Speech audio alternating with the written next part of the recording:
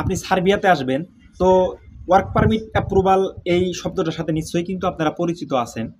তো আজকে আমি বুঝাবো যে ওয়ার্ক পারমিট অ্যাপ্রুভাল হওয়ার জন্য যে বিভিন্ন রকমের স্ট্যাটাস আছে, এগুলো কি আসলে সাধারণত এজেন্সি হ্যান্ডেলিং করে, নাকি আপনার নিয়োগ কর্মকর্তা হ্যান্ডেলিং করে, না সরকারিভাবে এটি আপডেটিং বা নিয়ন্ত্রিত হয়। এই বিষয়টা টোটালি ক্লিয়ার করবো আজকের ভিডিওতে। তো চলুন শুরু করি ভিডিওটি।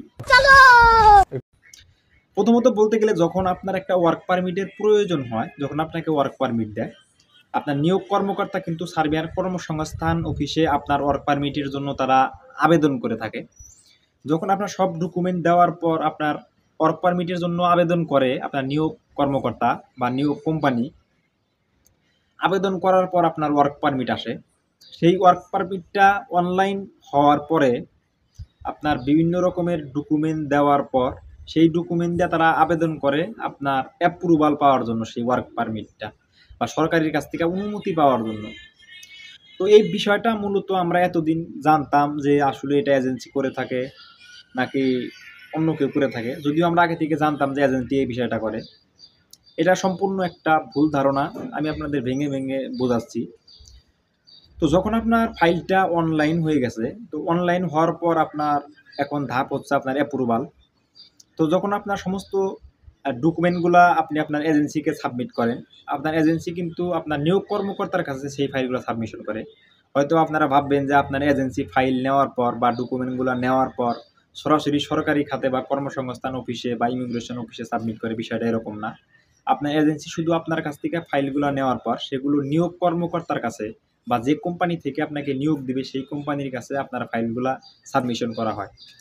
তো সাবমিশন করার পর সাধারণত ওয়ার্ক পারমিট অ্যাপ্রুভাল করার জন্য যে বিভিন্ন রকমের ডকুমেন্টসগুলো লাগে, আপনার নিয়োগ কর্মকর্তা সেই ডকুমেন্টসগুলো এজেন্সির কাছ থেকে সংগ্রহ করার পর আপনার অ্যাপ্রুভালের জন্য কর্মসংস্থান অফিসে বা আপনার ইমিগ্রেশন যে অফিস আছে সেখানে কিন্তু আবেদন করা হয় অ্যাপ্রুভালের জন্য।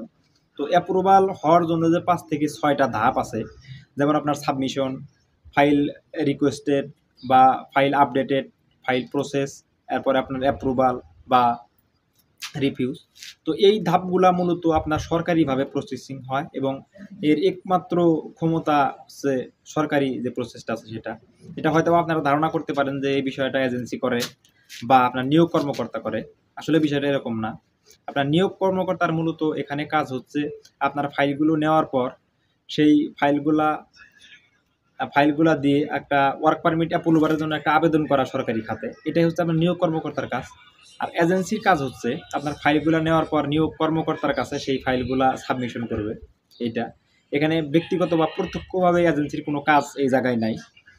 আর প্রসেসিংয়ের যে বিষয়টা বললাম, এটা একমাত্র ক্ষমতা রাখে আপনার ফাইল আপডেটিং বা বিভিন্ন রকম স্ট্যাটাস আপডেটিং বা কত সময় লাগবে, এই সময়টা মূলত নির্ধারণ করে একমাত্র কর্মসংস্থান অফিস।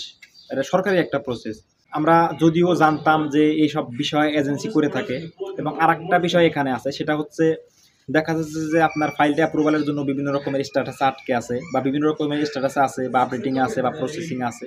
তো এই বিষয়গুলো কিভাবে চেক করে? এটা কি আসলে এজেন্সি চেক করে, নাকি আপনার নিয়োগ কর্মকর্তা চেক করে, বা অ্যাপ্রুভাল আইডি বা পাসওয়ার্ড এটা আসলে মূলত কার কাছে থাকে? এটা একমাত্র থাকে আপনার নিয়োগ কর্মকর্তার কাছে বা নিয়োগ যে কোম্পানি আছে তাদের কাছে। আপনার এজেন্সি সেই নিয়োগ কর্মকর্তার কাছ থেকে আইডি বা পাসওয়ার্ড নেওয়ার পর আপনাদের দেয়। এটা হচ্ছে মূলত বিষয়। এখানে নিয়োগ কর্মকর্তার বা আপনার কোম্পানির কাজ হচ্ছে আপনার ফাইলটা কি অবস্থায় আছে, সরকারি প্রসেসে কি অবস্থায় ফাইলটা আছে এটা ট্র্যাকিং করা বা হ্যান্ডলিং করা। আইডি এবং পাসওয়ার্ড দিয়ে তারা মূলত চেক করে যে আপনার ফাইলটা কি অবস্থায় আছে, সাবমিশনে আছে নাকি প্রসেসিংয়ে আছে নাকি আপডেটিংয়ে আছে নাকি অ্যাপ্রুভালে আসলো। এটা মূলত দেখার দায়িত্ব হচ্ছে আপনার কোম্পানি। আপনার এজেন্সি শুধু আপনার নিয়োগ কর্মকর্তার কাছ থেকে খবর নিয়ে আপনাকে পৌঁছাবে, বা আপনার কোনো ডকুমেন্ট বা আপনার কোনো ফাইল যদি থাকে সেই ফাইলগুলো আপনি এজেন্সিকে দিবেন, সেই এজেন্সি আপনার ফাইলগুলো সেই নিয়োগ কর্মকর্তার কাছে সাবমিশন করবে। এটাই হচ্ছে আপনার এজেন্সির কাজ। এবং আপনার যে প্রসেসিংয়ের যে বিষয়টা, হ্যান্ডলিংয়ের যে বিষয়টা, এটা আমি বললাম যে প্রসেসিংয়ের এই কাজটা পুরোপুরি সরকারি ভিত্তিক হয়ে থাকে কর্মসংস্থান অফিস থেকে। এবং এই চেক করা, স্ট্যাটাস চেক করার যে বিষয়গুলা, যে কোন অবস্থায় আছে ফাইলগুলা দেখা, এটা মূলত কোম্পানির কাজ। তো আশা করছি বিষয়টা বুঝতে পারছেন। অনেকে কিন্তু বলেন যে এই বিষয়টা নতুন একটা বিষয়। অনেকজনে বলতেছেন যে আমার দালালে বা আমার এজেন্সি আমাকে বলছে যে এটা কোম্পানি করে অ্যাপ্রুভাল বা হ্যান্ডেলিং করে অ্যাপ্রুভাল, মূলত এটা মানে নতুন কোনো বিষয় না।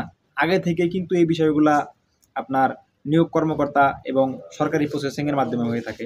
এটা হয়তো আমরা না জানার কারণে এইভাবে বলি যে এখন নতুন আপডেট হয়েছে। এটা আসলে এরকম বিষয় না। যখন থেকে সার্বিয়ার ভিসা কার্যক্রম চালু হয়েছে তখন থেকেই কিন্তু এইভাবে প্রসেসিংগুলা হয়। এরপরে আরও একটা বিষয় ক্লিয়ার করি, সেটা হচ্ছে যে বিভিন্ন কারণে কিন্তু অ্যাপ্রুভালের দেরি হতে পারে এই বিষয়গুলা। যেমন প্রথমত আমরা জানি এই নিয়ে কিন্তু আগের একটা ভিডিও আমি করেছিলাম যে কী কারণে আসলে অ্যাপ্রুভাল দেরি হয়। এর কিছু সাধারণ কারণ আমি দু একটা কারণ এখানে বর্ণনা করি।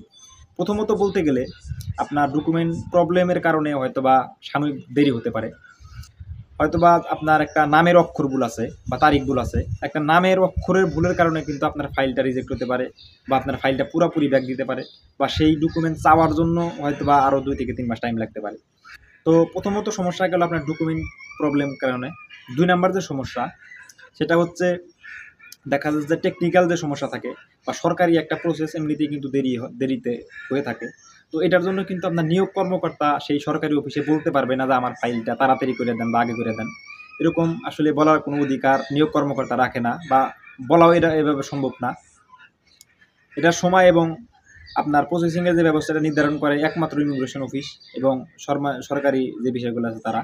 আপনার যে ফাইলগুলা অ্যাপ্রুভালের জন্য সাবমিশন করার পর ফাইলগুলা ভালোভাবে খতিয়ে দেখা হয় যে আপনার ফাইলে কোনো সমস্যা আছে কিনা। এই কারণে মানে সরকারি একটা প্রসেস এটা। একটা উদাহরণ দিয়ে আপনাদের বোঝানোর চেষ্টা করি আমি। যখন একটা ঔষধের প্রয়োজন হয়, সেই ওষুধটা কেনার জন্য একটা ফার্মাসিতে আপনি গেলেন। তো যাওয়ার পর দেখতেছে সামনে বিশাল একটা সিরিয়াল। তো সরাসরি কিন্তু আপনি সেই সিরিয়ালের সামনে যাবেন না। যাওয়ার পর সেখানে নাম এন্ট্রি করানোর পর সিরিয়ালের পেছনে দাঁড়াবেন এবং সময় অনুযায়ী যখন আপনার সিরিয়াল আসবে তখনই কিন্তু আপনি ওষুধটা সংগ্রহ করতে পারবেন সেই ফার্মেসি থেকে বা সেই দোকান থেকে।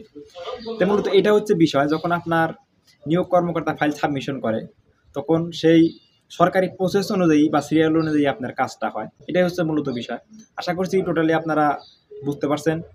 যদি ভিডিওটি ভালো লেগে থাকে অবশ্যই লাইক দিবেন এবং আপনার মূল্যবান মতামত আমাদের কমেন্ট বক্সে জানাবেন। আর হ্যাঁ, আপনি যদি আমাদের ইউটিউব চ্যানেল নতুন হয়ে থাকেন অবশ্যই সাবস্ক্রাইব করবেন এবং এই ভিডিওটা যারা সার্বিয়ায় আসতে চায় বা সার্বিয়ায় ফাইল জমা দিতে চায় বা অ্যাপ্রুভালে আটকে আছে বা বিভিন্ন প্রসেসিংয়ে আটকে আছে তাদেরকে আপনি শেয়ার করতে পারেন। সবাই ভালো থাকবেন, সুস্থ থাকবেন। আজকের মতো ভিডিওটি এ পর্যন্তই। পরবর্তীতে দেখা হবে নতুন কোনো ভিডিও নিয়ে। আল্লাহ হাফেজ।